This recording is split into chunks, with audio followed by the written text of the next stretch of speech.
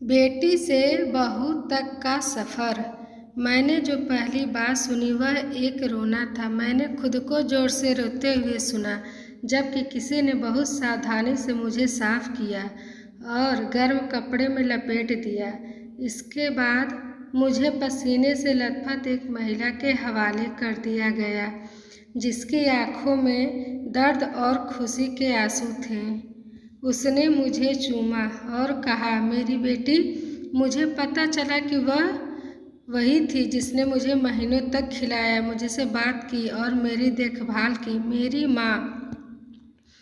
अपनी नन्ही नन्ही आँखों से मैंने कई लोगों को अपने पास आते देखा। लोगों ने मुझे देखा और तुलना की कि मैं कैसा दिखता हूँ। लेकिन फिर एक व्यक्ति था जो पहले मेरी माँ को देखने गया। फिर उत्सुकता से उसने अपने पूरे आनंद के साथ मुझे अपने में ले लिया, बाहों और मेरे माथे को चूमा। मेरे पिता। मैं भाग्यशाली था कि मैं एक ऐसे परिवार में पैदा हुआ जहाँ लड़कियों और लड़कों के साथ समान व्यवहार किया जाता था। मैं सीखते हुए, आनंद लेते हुए, रोते हुए, मुस्कुराते हुए बड़ा हुआ और बहुत समझदार दिखाई दिया, बशर्ते वे मुझे वह सब कुछ दे जिसकी मैंने और इशारा किया था। माँ हमेशा मुझे ये सही या गलत सिखाने के लिए थी। उन्होंने सुनिश्चित किया कि मैं भोजन करूं, अच्छी तरह से पढूं और समय पर सोऊं। लेकिन पिताजी मेरे असली हीरो थे।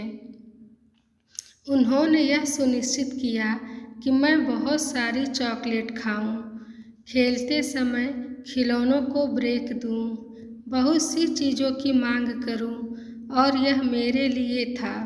ऐसा लग रहा था कि मैं बहुत तेज़ी से बड़ा हुआ हूँ। प्री स्कूल और प्राइमरी का समय ऐसे उड़ गया जैसे कभी हुआ ही नहीं था। मैं इकलौती बेटी होने के कारण जिद्दी बनकर बड़ी हुई हूँ। मैं निडर, साहसी और जैसे जैसे समय बीतता गया मैं एक खूबसूरत महिला बन गई। मैंने मानव के लिए उपलब्ध जीवित दुनिया के हर आनंद का आनंद लिया। ऐसा नहीं है कि हम करोड़पति थे, लेकिन किसी तरह मेरे माता पिता ने मुझे खुश करने में कामयाबी हासिल की, क्योंकि उन्होंने मेरे सपने जीते थे। माता पिता की परिभाषा मेरे लिए एक दोस्त की तरह ही थी। हमने लोगों के बंधन पर एक स्त्रियाँ छोड़ो साझा किया। पिता को मेरी क्रश लिस्ट के बारे में भी पता था, लेकिन कभी भी एक परफेक्ट मैच नहीं मिला। इसलिए मेरे लिए लाइफ मैच के लिए कुछ लोगों का इंटरव्यू लेने का समय था। इतने ना के बाद ठीक है, मैं उनसे मिला और हाँ कहा। मैं एक नया जीवन शुरू करने के लिए उत्साहित था। हर कोई करता है, मैं क्यों डरूं? मैं अपने पति से प्यार करने जा रही हूँ, अपने नए माता पिता के साथ रहूँगी। लेकिन रुकिए, यह आसान नहीं था, बिल्कुल आसान नहीं है। सब कुछ बदल गया था। मेरी दिनचर्या, जिस तरह से मैंने खुद को आगे बढ़ाया, मेरा साहस और जिद, सब कुछ चला गया।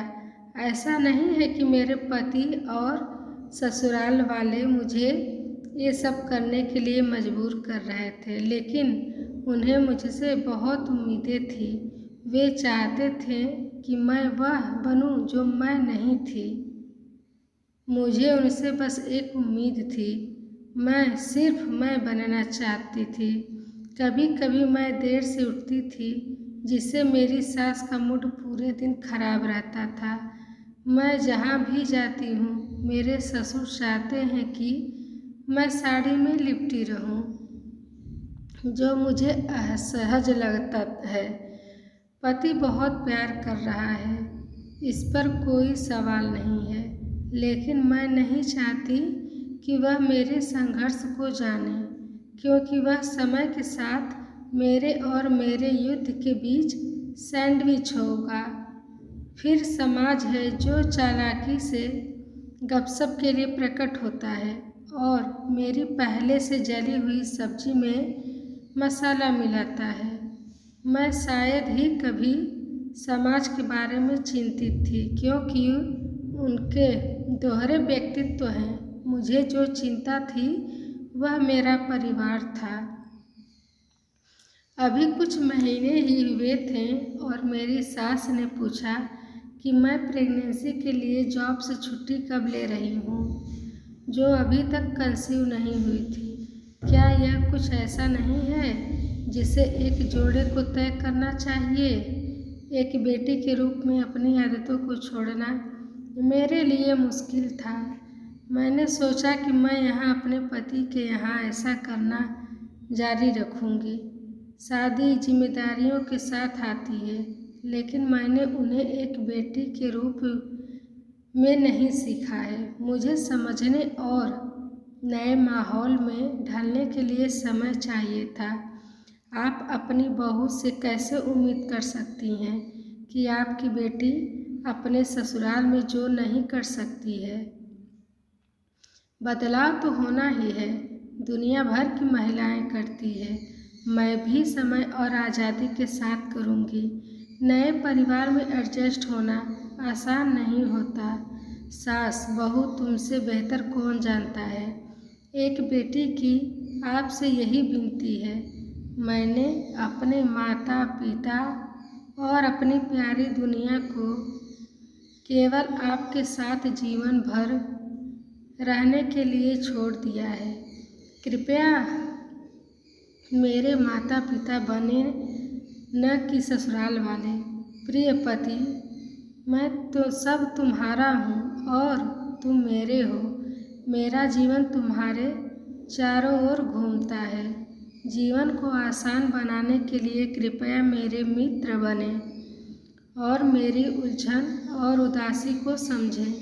माँ पापा, मुझे अपनी बहू नहीं अपनी बेटी के रूप में स्वीकार करो और खुशी को देखो जो साथ आना तय है। मैंने यह पत्र एक अनुष्ठान के लिए अपने माता पिता के घर जाने से पहले लिखा था। मैंने 3 प्रतियां ली, एक अपने पति के तकिए पर, एक रसोई में चाय के जार के पास और एक अखबार के डिब्बे में रख दी। 2 दिन बाद जब तक मैं वापस नहीं आया, तब तक मैंने पत्र के बारे में एक शब्द भी नहीं सुना। मैं इस बात से घबराया हुआ था कि मैंने जो किया वह सही था या यह मेरे जीवन को हमेशा के लिए परेशान करने वाला था। जैसे ही मैंने ड्राइंग रूम में प्रवेश किया, मेरे कंधे को छूने के बजाय मेरी सास द्वारा एक सामान्य अभिवादन उसने मुझे कसकर गले लगा लिया और मेरे आश्चर्य में मेरे ससुर ने मेरे सिर पर थपथपाया और कहा, तुम अंदर क्यों हो? आज साड़ी क्या आपको डेनिम पहनना पसंद नहीं है? जबकि मेरे पति चेहरे पर मुस्कान लिए पीछे खड़े थे और हाथों से कान पकड़कर सॉरी के इशारे से। महीनों और वर्षों में आपको विश्वास नहीं होगा कि मेरा जीवन बदल गया है।